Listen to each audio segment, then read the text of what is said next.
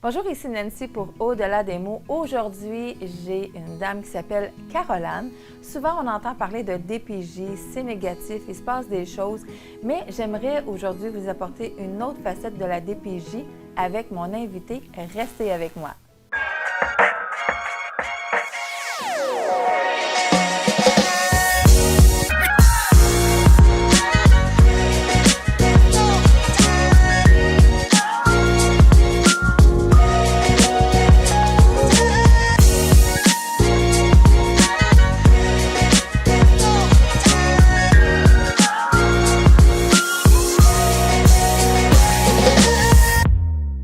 Bonjour Caroline! Bonjour! Je suis vraiment contente que tu sois ici aujourd'hui parce que comme je disais d'emblée au tout début, souvent on va parler de DPJ, et puis c'est lourd, c'est difficile, puis bon, j'en conviens que pour la plupart des jeunes filles, des jeunes hommes qui ont été famille d'accueil et tout ça, ça n'a pas été facile, mais il y a quand même quelque chose, comme je disais au tout début, il y a quand même quelque chose de positif.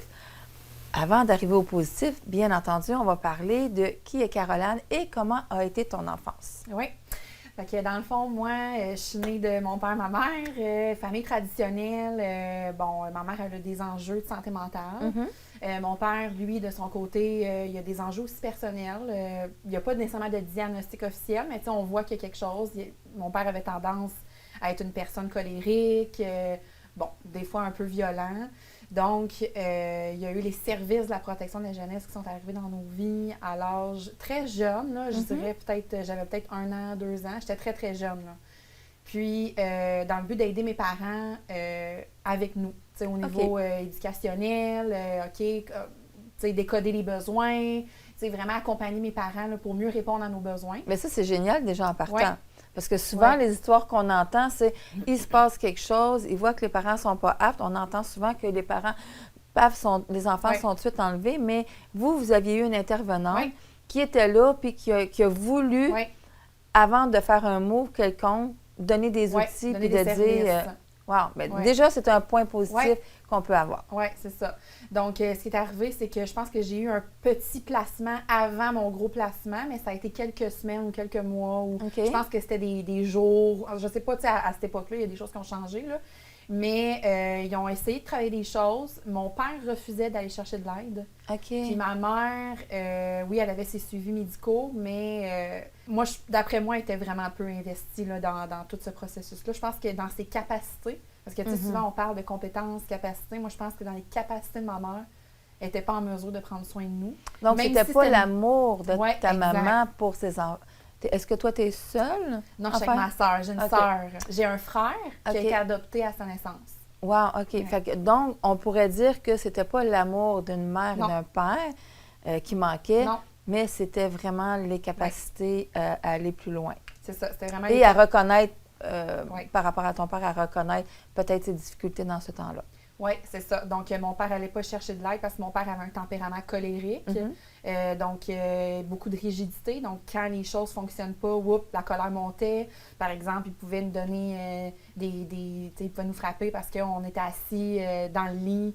Puis, il venait de le faire, là, des rigidités comme ça qui amenaient de la violence. Il y avait de la violence conjugale entre mes parents. Mettons, mon père pouvait devenir colérique, ma mère provoquée. De la violence conjugale typique, là. Puis, ça amenait de la violence parce que ma mère pouvait lancer des couteaux, mon père lever la table pour se protéger. Des situations qui n'ont comme pas de bon sens, là, que des enfants ne devraient pas vivre. Puis, malgré les avertissements, malgré les services offerts, malgré le soutien que mes parents ont eu, eux, ils se sont pas plus mobilisés. Au point où, à un moment donné, la DPJ a dit à ma mère, « Écoutez, nous, on est prêts à vous laisser vos filles, là, mais vous devez vous séparer du père parce que c'est pas sain pour les filles de voir de la violence comme ça, puis d'avoir un père qui fait des abus physiques, autrement dit, tu sais. » Puis ma mère, elle a choisi de rester avec mon père. C'est son choix. Elle a choisi de rester avec mon père. Puis, malheureusement... Mais en même temps, si elle avait certaines difficultés... Exactement. Pour elle, c'est comme... C'est très épeurant de décider de dire... C'est quelque chose que je connais, je vais être toute seule, comment je vais faire. Donc, c'était beaucoup plus rassurant pour elle. Oui, exactement. Fait que, on juge pas ça parce qu'il y a des mamans, là, qu'on va voir qui vont regarder nos vidéos puis qui ont peut-être choisi de rester avec leur conjoint puis qui, malheureusement, ont perdu la garde de leurs enfants. Mais... Donc, tu avais quel âge? Moi, j'avais à peu près 3 ans à ce moment-là, quand la DPJ a dit « Parfait, je pense que pour le bien des filles, on va les placer en famille d'accueil. » Fait que j'avais à peu près 3 ans, là, ouais, 3 ans exactement. Ma soeur, elle a 4 ans, bien, elle a 1 an et plus, 1 an et 8 mois de plus que moi, donc elle avait 4 ans, là, 4-5 ans. Là. Et ton frère? Mon frère, il est né quand j'avais 8-10 ans à peu près. Je ne l'ai jamais connu, à part quand je l'ai pris quand il était bébé. Mais il a été adopté. Ma mère, elle a accouché, puis à la naissance, il a été adopté là, parce qu'ils disaient « Oh non, non, non, non, ils n'auront pas les capacités, fait qu'on va tout de suite le mettre en adoption. » OK, à cause, bon, de l'antécédent. L'antécédent. Ouais, Question comme ça, est-ce que tu connais ton frère? Non, il est adopté. Fait que dans les faits, il s'appelle Maxime Rioux, mais il a sûrement changé de nom. Là, OK. Non, mais je posais cette question-là parce que je sais qu'il y a des personnes qui ont été adoptées puis que tu peux faire des recherches. Puis si toi, tu cherches et l'enfant cherche, bien sûr, si l'enfant est au courant aussi, là, ses frères est au courant, à ce moment-là, ils vous mettent en contact tout de suite. Fait que je me demandais si vous aviez fait des recherches, si vous vous êtes trouvés. Fait que donc, dans le fond, toi, vous allez en famille d'accueil dans les 3 ans et les 4 ans pour ta sœur, à peu près. À peu près. Est-ce que tu as un souvenir de ça? Oui. Moi, j'ai le souvenir de ma première journée où j'arrive dans la famille d'accueil. 3 ans, souvent, on a l'impression que l'enfant ne se souvient pas. Je me souviens pas des choses à 3 ans, mais quelque chose de gros comme ça. Wow, on s'en souvient. Oui, je me rappelle quand j'ai rentré dans la maison. Puis moi, je suis arrivée avant ma soeur. Ma soeur est arrivée quelques jours ou quelques heures plus tard. Vous n'étiez pas au Non, même parce qu'à endroit? ce moment-là, moi, j'étais avec ma mère, puis ma soeur était avec mon père dans la famille, ou je sais pas trop, là. Mais on n'était pas... Parce que la DPJ avait demandé que ma mère et mon père se séparent. Fait que là, je pense que ma soeur était avec mon père, moi, j'étais avec ma mère. Fait qu'on n'est pas arrivés en même temps là, dans la famille d'accueil, mais on a été dans la même. De 3 ans jusqu'à 10 ans. Wow, quand même. OK, fait que vous avez fait quand même 7 ans à cet endroit-là. Oui. Comment ça s'est passé là-bas pour toi? Ça s'est généralement bien passé. C'est juste que la famille d'accueil, elle avait des méthodes éducatives des fois un peu questionnantes. Là, genre, on pouvait faire des piquets des heures et des heures devant le mur. Là. Fait que, la famille d'accueil, elle a fermé, en fait. Fait que nous, on a été déplacés. Est-ce qu'elle a été fermée? Parce que là, il vient des questions. Elle a-t-elle été fermée justement pour ces méthodes? Wow! La DPJ a fermé la famille d'accueil. OK, c'est pas eux qui ont dit « OK, ça ne tente plus. » là. Non, la DPJ fait que c'était vraiment questionnable. Puis est-ce que c'est parce que vous pouviez dire ces choses-là à la personne qui faisait les suivis avec vous? C'est spécial parce que quand tu es en famille d'accueil, tu cherches un peu à te faire aimer. Puis pour toi, les rencontres, puis il y en a qui vont se reconnaître là-dedans, là, ceux qui l'ont vécu, là. Quand tu rencontres ton intervenante, là, mettons 1 fois par mois ou 1 fois ou 2 mois, on dirait que tu n'oses pas trop parler, tu n'oses pas parce que tu dis on va-tu m'écouter, on va-tu me respecter dans tout ça? Ou on va penser que c'est moi qui est pas... c'est moi qui triangule, tu sais, on dirait que... Puis tu cherches à te faire aimer. Fait que là, tu as peur que la DPJ dise à la famille d'accueil que tu as dit ça. Donc là, c'est élément que tu vas perdre ton lien affectif, là. Fait que là, tu tombes dans un conflit éthique qu'on appelle. Fait que ma soeur, elle en a parlé, mais ça a pris du temps, justement, avant qu'elle se fasse entendre. Puis à un moment donné, elle a mis le feu. Oh mon Dieu! Elle voulait se faire entendre? Oui, OK. Elle a mis le feu dans le foyer, au sous-sol. Puis là, elle a commencé à faire des comportements problématiques pour se faire entendre. Puis finalement, ils l'ont entendu. OK. Fait que c'est ça. N'écoutez pas cela à la maison. Non! Wow! OK. Fait que dans le fond, à part le piqué, parce que, bon, moi, je me souviens que j'en ai fait aussi quand même, là, tu sais, ce que mes parents me disaient, bon, ben tu t'en vas en pénitence, en pénitence dans le coin, puis y avait-tu d'autres choses qui... Parce que c'est pas juste les piquets qui faisaient en sorte que c'était pas une bonne famille d'accueil. Mais là, c'est sûr que moi, il y a une partie de ma vie, j'ai été un peu dans le déni. Puis ça, c'est en quelque sorte ça qui m'a sauvée. Puis c'est ça qui me nuit aussi. Parce que quand j'arrivais à 18 ans, puis on va revenir plus tard, là, mais c'est comme tout me frapper d'en face. Fait que moi, on dirait que j'étais trop dans mon monde. Tu sais, à un moment donné, là, j'avais, je pense, 5-6 ans, la famille d'accueil m'annonce que je suis en famille d'accueil. Mais je le sais que je suis en famille d'accueil. Mais c'est comme si mon cerveau l'a oublié. Puis j'ai réagi comme si je savais pas que j'étais en famille d'accueil. Je pensais que c'était mes parents. Est-ce que tu les appelais maman, papa, ça veut dire? Oui. Wow, OK. C'était pas une exigence à eux? Non. Okay. C'est pour moi, c'était mes parents. Ah. Mais là, en même temps, j'allais voir mes parents des fois, puis ça se passait mal quand je voyais mes parents. En fait, moi, j'ai eu des contacts supervisés de 3 ans jusqu'à mes 18 ans. Wow, OK. Parce que mon père, il devenait émotif, il s'emportait, les policiers débarquaient, c'était tellement comme intense. Fait que moi, quand j'allais chez mes parents, ben les policiers finissaient par débarquer. Fait que les contacts ont été vraiment réduits. Parce que mon père, comme je dis, allait pas chercher l'aide. Je suis certaine que si mes parents avaient été chercher de l'aide, on serait pas dans la même situation. Ouais. Là. Fait que, oui, aller chercher de l'aide quand vous en avez besoin. Fait que donc, quand tu mentionnes que tu voyais plus ou moins, c'est peut-être pour ça que tu dis, bon, ben on est parti de là parce que ça l'a fermé, mais à part le piquet, pour toi, il n'y a pas quelque chose d'extravagant qui se passait? Ben, tu sais, on était comme un peu dans... On dirait qu'on était dans le militaire, là. Tu sais, il fallait que je fasse plein de tâches ménagères avant d'aller à l'école. D'accord. Tu sais, mettons, tu sais, moi, j'étais une petite fille qui avait beaucoup de joie de vivre, puis j'avais beaucoup d'énergie. Tu l'as encore aussi? Oui.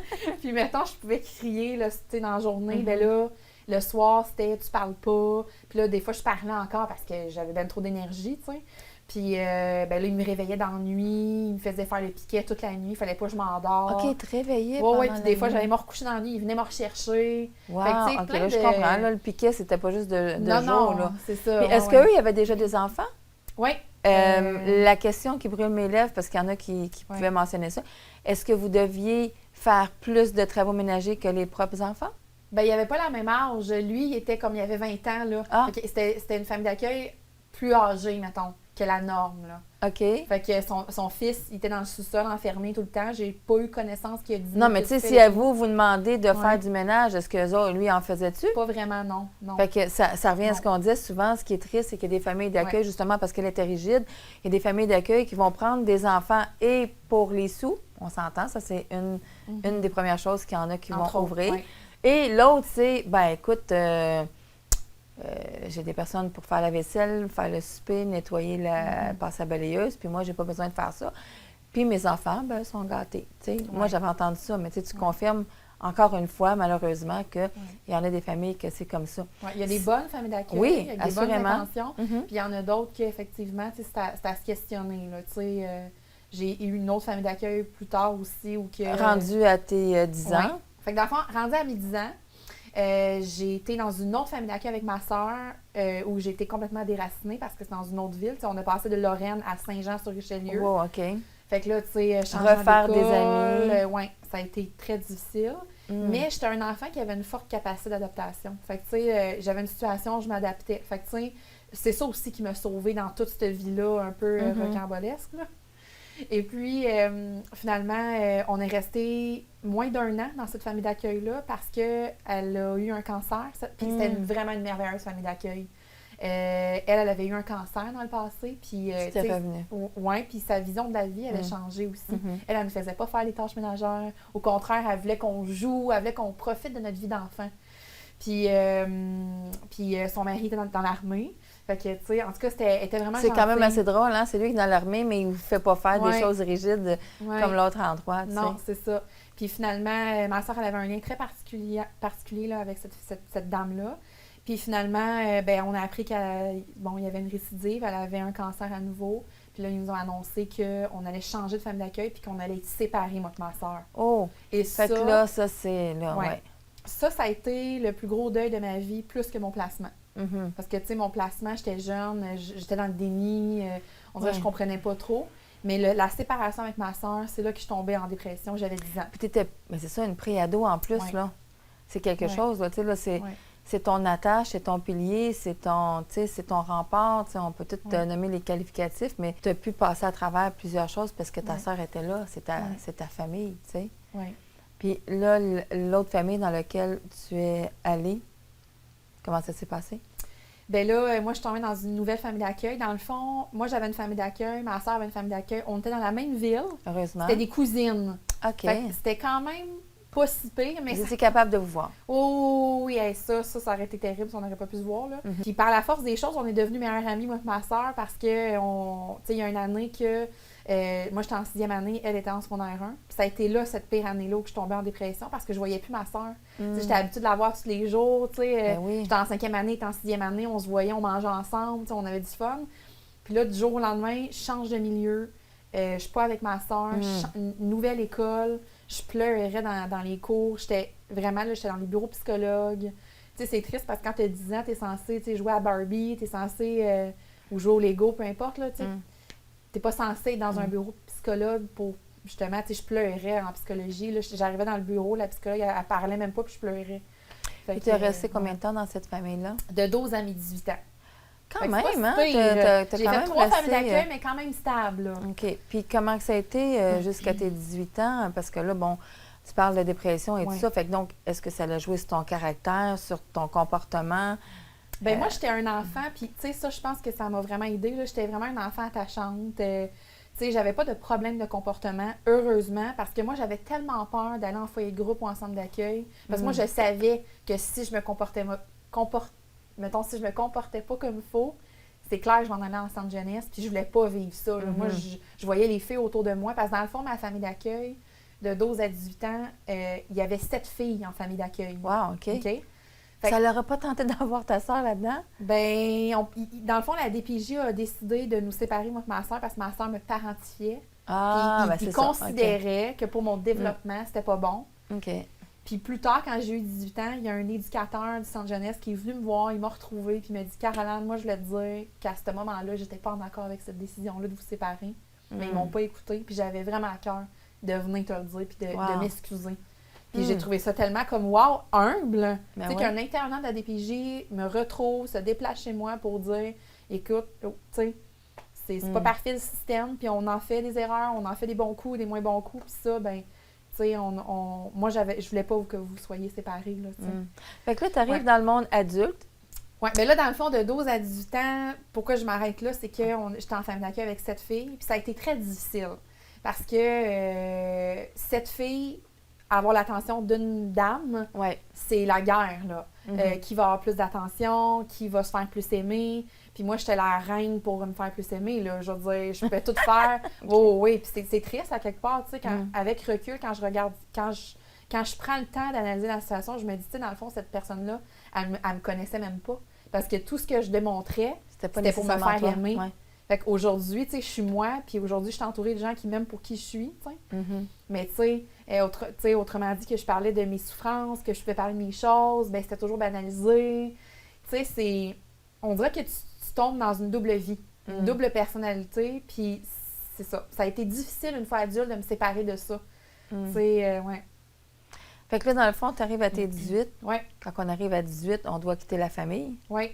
Fait que, dans le fond, moi, ma famille d'accueil, à ce moment-là, elle avait proposé de me garder. Mais il fallait que je paye un montant d'argent par mois. Mais quand même, tu n'es pas relâché comme bien d'autres endroits qui vont dire... Mais ça, c'était spécial, je te dirais, parce que toutes les autres filles qui partaient de cette famille d'accueil-là, ben ils finissaient sur le bien-être social, il y avait des enjeux.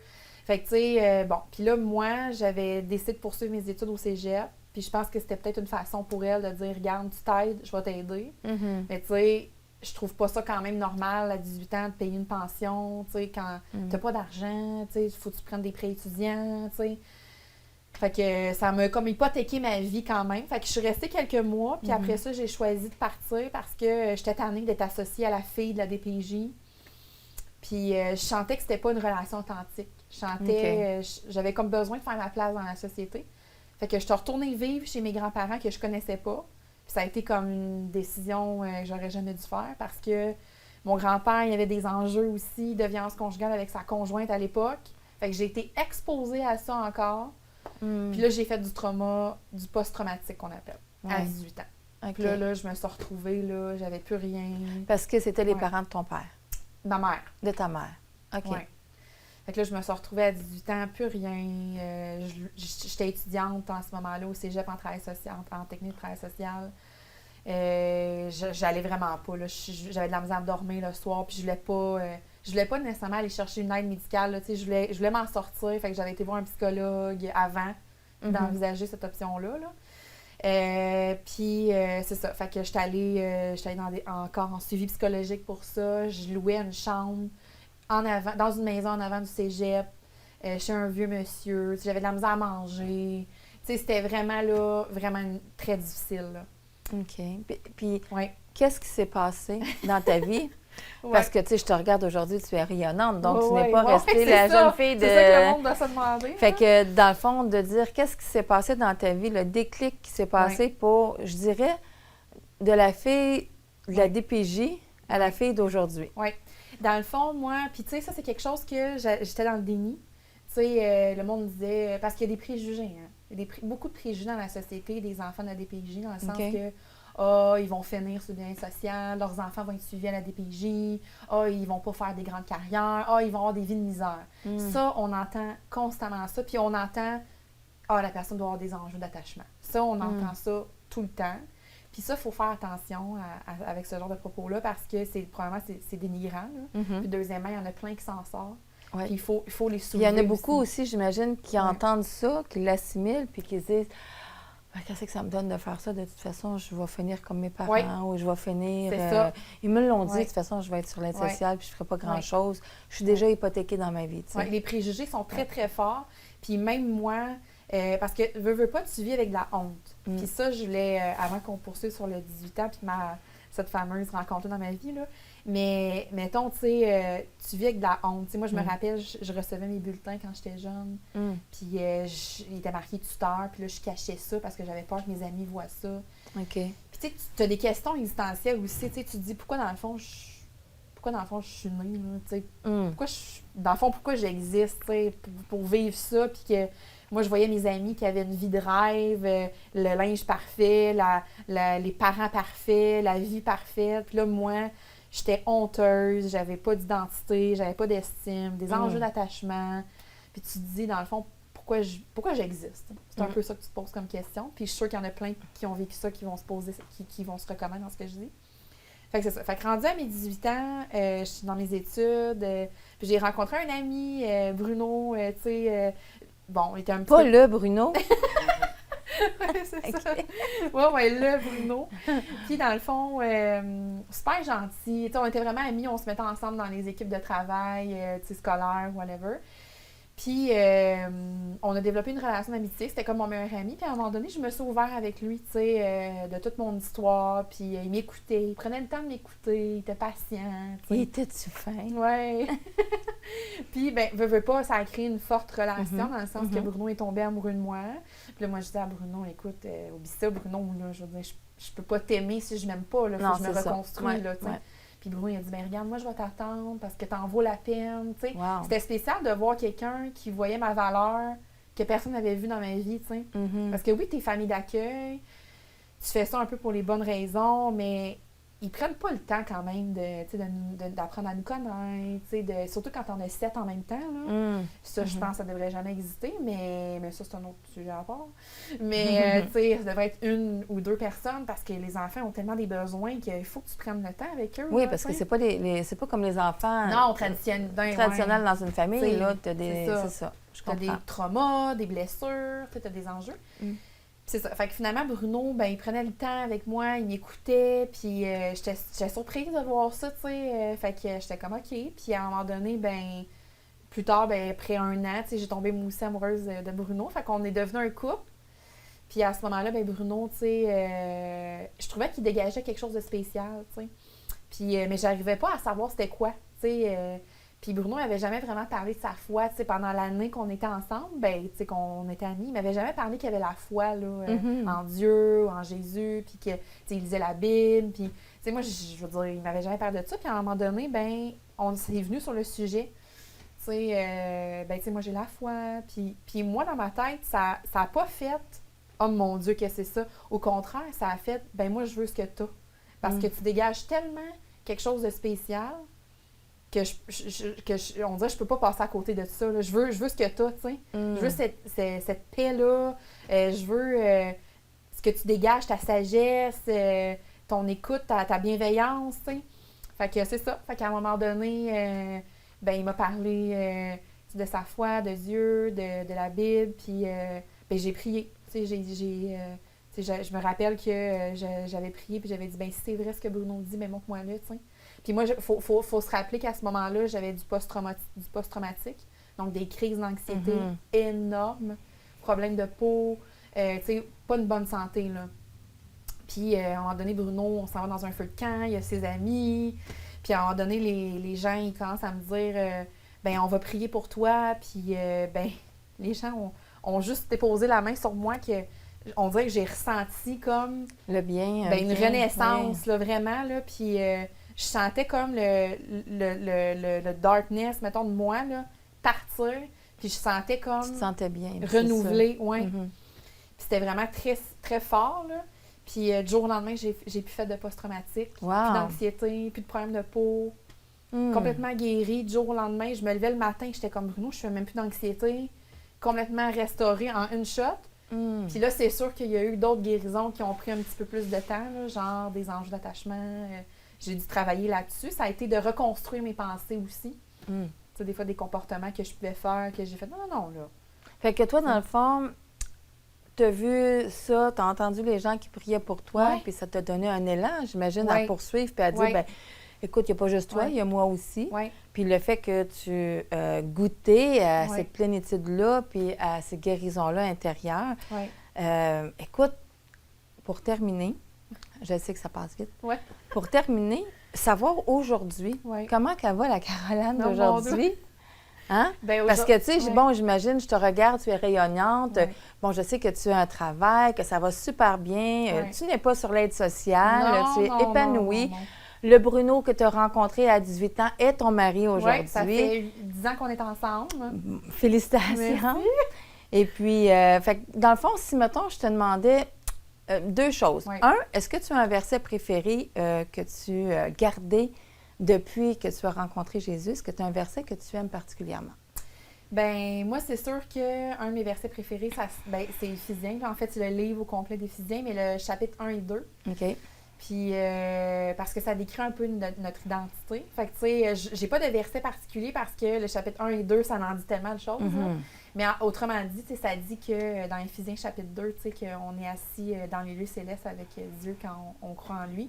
Puis, moi, ce que j'aime beaucoup de ce passage-là, c'est que, tu sais, assis dans les lieux célestes, c'est que, tu sais, on est spécial pour Dieu. On n'est pas juste... Puis Dieu aussi, il a à cœur les orphelins, tu sais. C'est un père, tu sais. Puis, oui, aujourd'hui, j'ai un travail, je suis intervenante, j'ai ma maison, je suis mariée avec Bruno, puis je continue à avoir ma foi très active, puis c'est ça. Bien, merci beaucoup, Caroline, d'être venue pour raconter justement que c'est pas toujours négatif, puis que oui, on peut s'en sortir, peu importe le chemin qu'on prend, si on met Jésus en avant sur notre route. Exactement, oui. Alors, merci beaucoup à la maison d'avoir écouté le témoignage de Caroline. Je suis certaine que ça vous a béni. Et puis, restez avec nous pour dans quelques semaines, on va vous retrouver avec un autre témoignage.